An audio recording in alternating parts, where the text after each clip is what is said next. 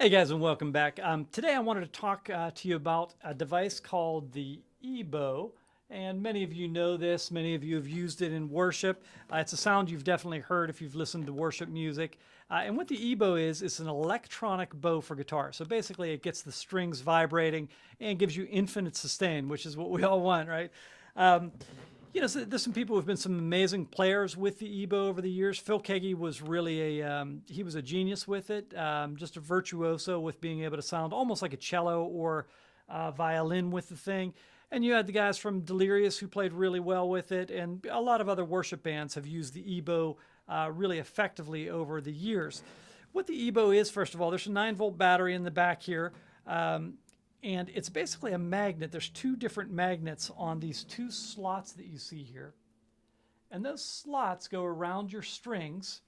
So normally I'll put it on the E string and the G string. And they basically take your string and they pull it to one side, then the other to the, so just going negative and positive. And it starts vibrating and gets this sound. And of course it can sustain infinitely, all right?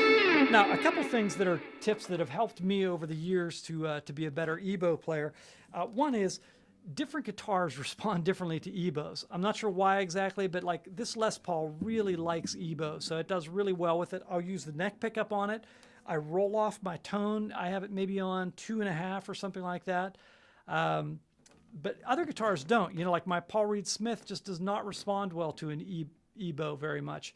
My Strat's pretty good. My Tele's good, you know. So, you might want to try, if you have different guitars, try them and see if one responds better or not.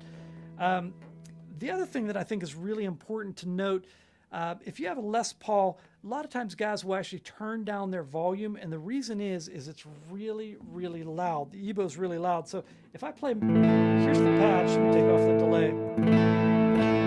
I'll put it in the bridge pickup. There's the patch for my Ebow. Here's my patch for the chorus of the song. So there's that much of a volume disparity between a regular patch and an Ebow patch. So if you guys are out there and you're playing like through a regular pedal board and you can't control your volume levels like that, but you have a guitar that has 2 volumes, I would take the one volume down maybe to like 2 or 3. Here, I'll play it on my regular patch just so you can hear it. So there, I'm at, my level's at 2. So if I was playing, but if I go into the bridge pickup, it's a very similar level. So I've got my volume on my neck at 2, my volume on my bridge at wide open, and a lot of times that's what guys will do. They'll just switch back and forth on it. The other things that are important, I think, first of all, the Ebow is sensitive to distance and distance from pickup. So if I move from here in the back, and I move towards my pickup, I will get louder. Not significantly, but I do get louder and quieter.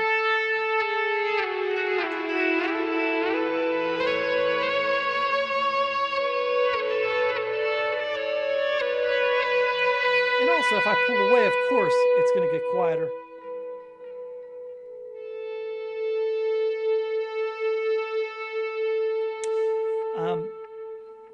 Sorry, I had that on my bridge pickup. The other thing I think that's really important is not so much the Ebow technique, but just what you're doing mentally. Like I'm playing in the key of A, and I'm doing the chords A, F sharp, E, and D.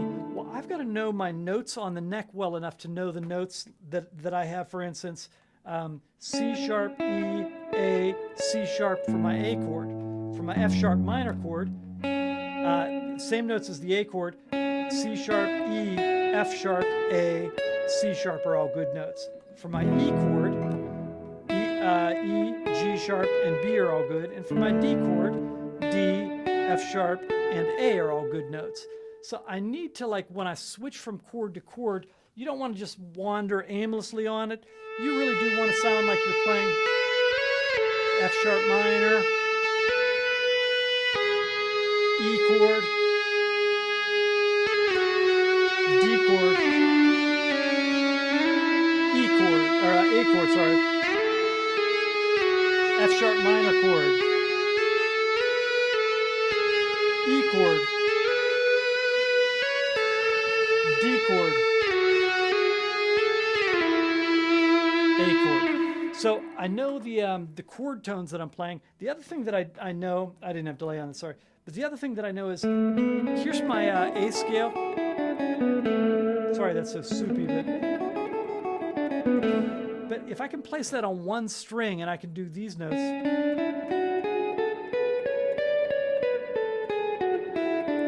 and I can know my scale going up, that's a good thing in general to know.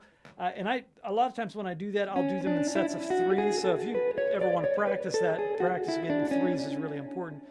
That'll let you know all the right notes that you play, so all the possible notes, so your notes that are the connecting notes, and then the downbeat notes, which is really important also. And I think that's really the basic idea of it. You know, just sometimes I'll use a volume pedal. Almost always I use a volume pedal. So for instance, on this song, let me put on my delay.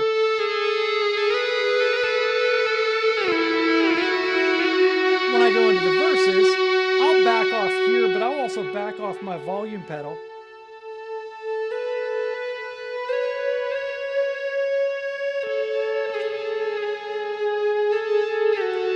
And then when I go back to the chorus,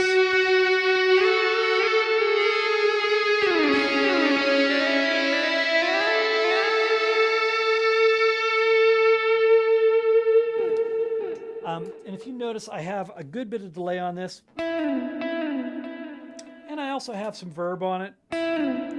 But it's a pretty clean sound. You probably don't need the verb. Delay is really important on it, but you could get by with no verb if you wanted.